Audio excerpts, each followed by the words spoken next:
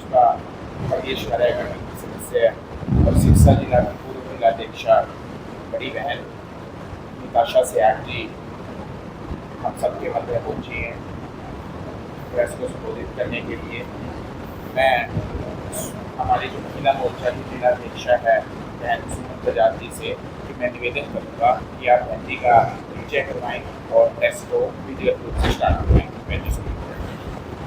भारत माता की जय हो। आज हमारे बीच प्रदेश कार्यकारिणी सदस्य निताशा सियाग जो पूर्व में सिरसा जिला से जिलाध्यक्ष रही हैं और सारे भाइयों बहनों आप सबको जय श्री राम। आज जो प्रेस वार्ता रखी गई है जिसको हमारी बहन निताशा जी संबोधन करेंगी वो लाडली योजना जो हमारी सीएम साहब ने चलाई है हरियाणा में उसके बारे में विस्तृत जानकारी दी। प्रेस वार्ता का मेन उद्देश्य यही है कि प्रेस वार्ता से हमारी जो ये योजना है वो जन जन तक पहुँचे। धन्यवाद। आज जो हमारे जिला फतेहाबाद के अंदर इस प्रेस वार्ता को रखा गया है ये आज पूरे प्रदेश में हर डिस्ट्रिक्ट पर हमारी जो बहनें हैं, हमारी प्रदेश स्तर की जो बहनें हैं उनको चुना गया है कि एक एक डिस्ट्रिक्ट में जाकर हमने प्रेस वार्ता करनी है, जिसमें विशेष रूप से जो हमारे बहुत ही यशस्वी मुख्यमंत्री श्री नायब सिंह सैनी जी ने जब 2024 के अंदर हमने इलेक्शन लड़ा तो हमने हमारे वचन पत्र के अंदर एक वचन अपनी बहनों से किया था। वो था कि हमारी सरकार जब बनेगी हम 2100 रुपये हर महीने हमारी 18 साल से लेके 60 साल तक की जितनी भी हमारी बहन बेटियां माताएं हैं उनको हम देने का काम करेंगे। और आपके माध्यम से, क्योंकि हमारे जितने भी पत्रकार साथी होते हैं, छायाकार बंधु होते हैं, ये हमारे पूरे समाज का आँख बनने का काम भी करते हैं और कान बनने का काम भी करते हैं। तो आपके माध्यम से हम सभी बहनें जो उन्होंने इस योजना के माध्यम से अपने वचन को भी पूरा किया है और बहनों को सम्मान देने का भी काम किया है, दीनदयाल जी लाडो लक्ष्मी योजना के माध्यम से, जो कि हमारी 25 तारीख से लॉन्च की जा रही है। इसके लिए हम माननीय मुख्यमंत्री जी का बहुत बहुत आभार व्यक्त करते हैं। और इस योजना के बारे में मैं थोड़ा सा पूरे विस्तार से आपको बताना चाहूँगी, क्योंकि जब भी कोई योजना लागू होती है तो उसके बारे में कई तरह की भ्रांतियाँ विपक्ष फैलाने का काम करता है। इस योजना को लेने के लिए किसी भी हमारी बहन बेटी को कोई दिक्कत ना आए, इसलिए इस विशेष रूप से आपके माध्यम से मैं इस योजना के बारे में आपको थोड़ा सा बताना चाहूँगी। ये जो हमारी दीनदयाल लाडो लक्ष्मी योजना है, ये अभी शुरुआती दौर में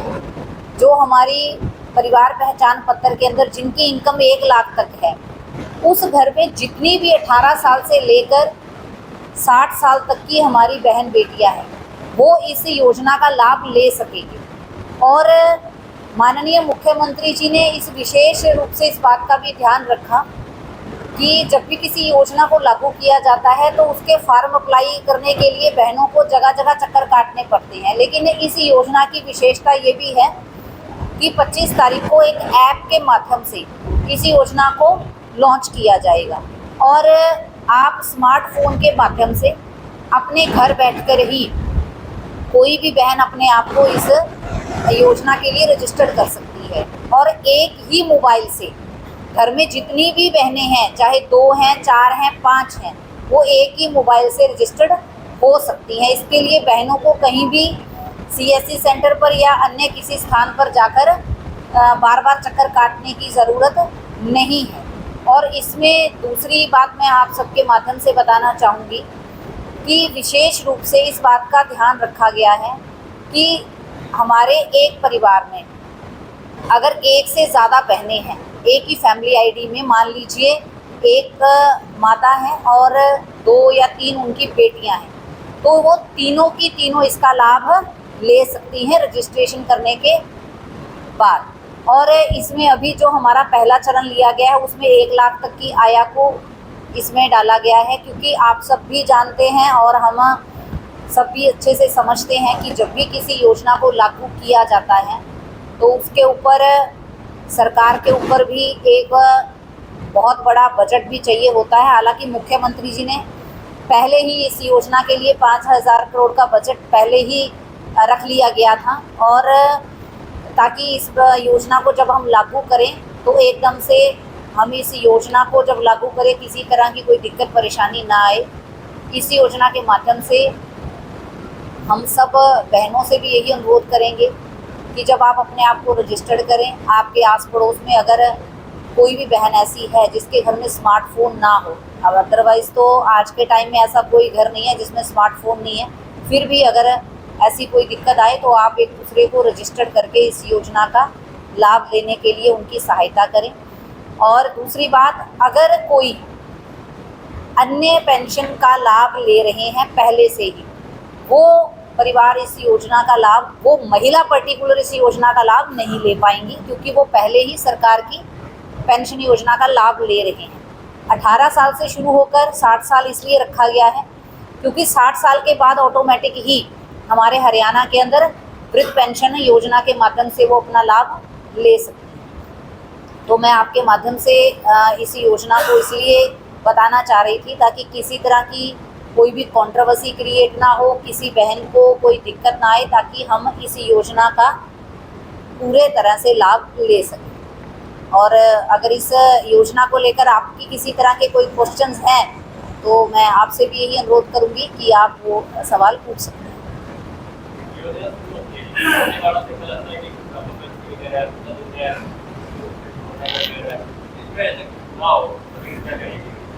मैंने अभी जस्ट आपसे शेयर इसीलिए किया और मैंने बताया अभी कि अगर कोई सरकार की अन्य किसी पेंशन योजना का लाभ ले रहा है तो वो इसमें रजिस्टर्ड कर ही नहीं पाएगा। जी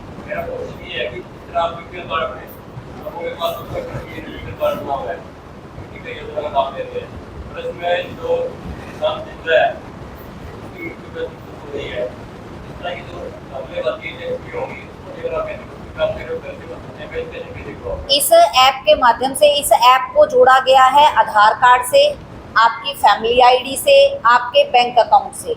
और अपने हम सबको ये पता है कि फैमिली आईडी को आज हर एक चीज़ से कनेक्ट कर दिया गया है, और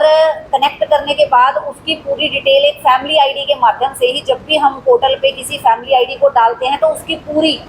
लिस्ट सामने आ जाती है कि इसके परिवार में कितने सदस्य हैं, कौन किस फील्ड में काम कर रहा है, उसकी इनकम कितनी है, वो सारे सोर्सेस फैमिली आईडी के माध्यम से सामने आ जाएंगे। लेकिन फिर भी टेक्निकली इस ऐप को बहुत स्ट्रॉन्गली रखा गया है, पर आपको भी पता है, हमें भी पता है भी जब भी एक योजना लागू होती है, इसीलिए इसका फर्स्ट चरण लॉन्च किया गया है। अगर आप सबके माध्यम से ही हमें पता चलेगा कि अगर कोई फर्जीवाड़ा हो रहा है या किसी तरह की इसमें कोई क्वेरीज आ रही हैं, वो क्वेरीज को सॉल्व किया जाएगा ताकि नेक्स्ट चरण में किसी तरह की ऐसी क्वेरीज ना रहे।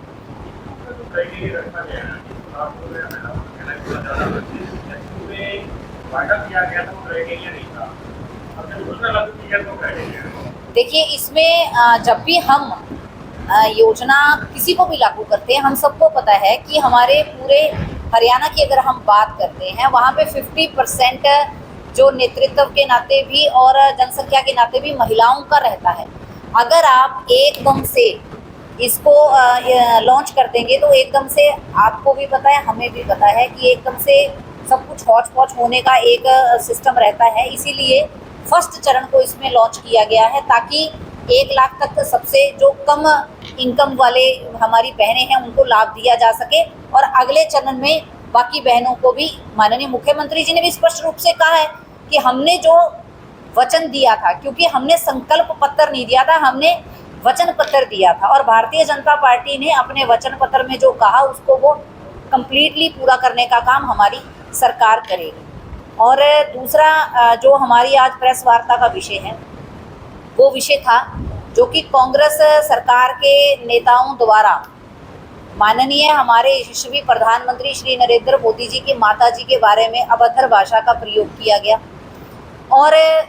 मुझे लगता है कि एक माँ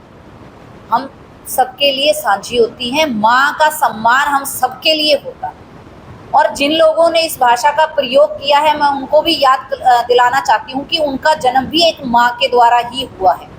तो आज उन्होंने जो गाली दी है, जो अभद्र भाषा का प्रयोग किया है, सिर्फ नरेंद्र मोदी जी की माता के लिए नहीं किया, उन्होंने अपनी माँ के लिए भी किया है, अपनी बहन के लिए भी किया और अपनी बेटी के लिए भी उन्होंने इन शब्दों का इस्तेमाल किया है। क्योंकि हमारा समाज, हमारी भारत की संस्कृति हमें ये सिखाती है कि बहन बेटी सबकी सांझी होती है और माँ का जो सम्मान है, माँ का जो दर्जा है, वो भगवान के बराबर है। और जिसने ये अभद्र भाषा का प्रयोग किया है उसको पूरे समाज से माफ़ी मांगनी चाहिए, क्योंकि उसके घर में भी बहन बेटियां हैं। और मैं उन बहन बेटियों से भी यही अनुरोध करना चाहूँगी कि जिस व्यक्ति द्वारा इस भाषा का प्रयोग किया गया है, कृपया वो अपने उस बाप से, अपने उस भाई से ये सवाल जरूर करें कि क्या वो किसी की बहन बेटी या माँ नहीं है। उन्होंने किसी की माँ के लिए इतने गलत शब्द का प्रयोग किया जो आज तक नहीं किया गया, तो उनको शर्म आनी चाहिए। हम उनकी बहुत बहुत निंदा करते हैं और इसके लिए हम पूरी बहनें, समाज उनसे यही बात कहना चाहेगा कि आज जो शब्द उन्होंने माननीय प्रधानमंत्री जी की माता के लिए इस्तेमाल किए हैं, तो उन्होंने अपमान पूरी नारी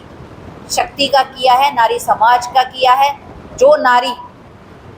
इस धरती पर जीवन को जन्म देने का काम करती है, उसका भरण पोषण करने का काम करती है, एक गुरु के नाते शिक्षा देने का काम करती है, तो उनका जो ये अपमान है वो कतई समाज सहन नहीं करेगा। उनको इसके लिए माफ़ी मांगनी चाहिए। और दूसरा, मैं आपके माध्यम से भी ये बात ज़रूर रखना चाहूँगी कि चाहे कोई भी सरकार है, आज भारतीय जनता पार्टी की सरकार है, इससे पूर्व कांग्रेस की सरकार रही, भारतीय जनता पार्टी की सरकार ने हमेशा महिलाओं को मान सम्मान देने का काम किया। ये तो सिर्फ एक योजना की बात है, लेकिन इससे पूर्व भी चाहे महिलाओं को समझने की बात, आवास योजना महिलाओं के नाम देने की बात, उज्ज्वला गैस कनेक्शन की बात, घर घर शौचालय की बात, और सबसे बड़ी बात, आज बात करते हैं महिलाओं की। विपक्ष ने हमेशा यह सवाल उठाया कि महिलाओं को आगे बढ़ाना चाहिए, लेकिन माननीय प्रधानमंत्री जी ने करके दिखाया। 33% आरक्षण देने का काम किसी सरकार ने नहीं किया, किसी ने हिम्मत ही नहीं की, लेकिन माननीय प्रधानमंत्री जी ने करके दिखाया। और हरियाणा के अंदर 50% रिजर्वेशन पंचायती चुनाव के अंदर भारतीय जनता पार्टी ने बहुत पहले कर दिया था। और हम चाहे बात करते हैं महिलाओं को सम्मान देने की, सबसे बड़ी बात और सबसे पहली बात आती है महिलाओं का जीवन बचाने की। 2014 से पहले कांग्रेस की सरकार के अंदर जगह जगह बोर्ड लगे मिलते थे कि यहाँ लिंग जांच की जाती है, लेकिन 2014 के बाद क्या कहीं ऐसा लिखा मिला आपको? नहीं मिलेगा, क्योंकि माननीय प्रधानमंत्री जी ने जब पानीपत की धरातल से एक आवाज़ उठाई, बेटी बचाओ बेटी पढ़ाओ, और ये सिर्फ एक राजनीतिक पार्टी द्वारा नहीं किया गया था, ये एक समाज का आंदोलन बना। और आज उसी की बदौलत है जिस हरियाणा की पहचान बेटियों को कोख के अंदर मारने के लिए एक छवि बना दी गई थी, आज उस हरियाणा की पहचान बनी है कि आज यहाँ बेटियों को पढ़ाया जाता है, बेटियों को बचाया जाता है। आज हमारे 1000 बेटों के पीछे 1010 तक हमारी बेटियाँ आज हो चुकी हैं। तो ये करके दिखाया है भारतीय जनता पार्टी की सरकार ने, करके दिखाया है। ये मैं कोई हवा में बातें नहीं करी, ये प्रैक्टिकल आंकड़ों की बात कर रही हूँ कि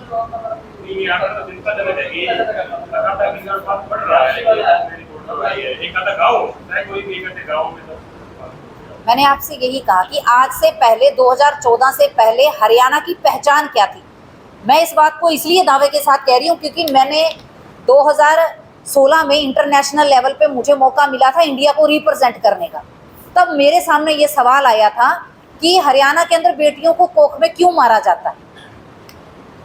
तो ये सवाल मेरे लिए बड़ा चिंताजनक था कि ये हरियाणा की छवि हमारी क्यों बनी हुई है। लेकिन आज हरियाणा की छवि बेटियों को पढ़ाने के लिए, बेटियों को आगे बढ़ाने के लिए, खेलों के अंदर आज हमारी बेटियां ने जो मान सम्मान बढ़ाया, कोई भी रिजल्ट आप उठा के देख लो, मेरिट में हमेशा आपको बेटियां मिलेगी। आज कोई भी बात, कोई भी राजनीतिक पार्टी अगर बात करे तो मेरा सबसे यही अनुरोध होता है कि जो ये सामाजिक विषय होते हैं इसमें हमें पार्टीबाजी नहीं करनी चाहिए, इसमें हमें समाज कल्याण की बात करनी चाहिए, समाज को आगे बढ़ाने की बात करनी चाहिए। अगर कोई भी राजनीतिक पार्टी अच्छा इनिशिएटिव लेके आती है तो उसका हमें बढ़ चढ़ कर समर्थन करना चाहिए, सहयोग करना चाहिए। देखिए, इस विषय के अंदर माननीय मुख्यमंत्री जी ने विशेष रूप से इन्वेस्टिगेशन के लिए विशेष कमेटी बनाई, विशेष रूप से इसकी जांच हो, इसकी भी पूरा ध्यान दे रहे हैं, एक एक चीज़ की रिपोर्ट ले रहे हैं, एक एक चीज़ के बारे में बताया जा रहा है। तो मुझे लगता है कि जब भी कोई ऐसी घटना होती है या ऐसा घटनाक्रम जब भी हमारी बहन बेटियों के साथ होता है तो समाज को एकजुटता के साथ काम करना चाहिए, ना कि एक दूसरे के ऊपर तंज कसना चाहिए या कमियां निकालनी चाहिए। हम हमारे समाज को कैसे बेहतर बना सकते हैं इसके ऊपर हमें चर्चा करनी चाहिए, ताकि बहन बेटी माँ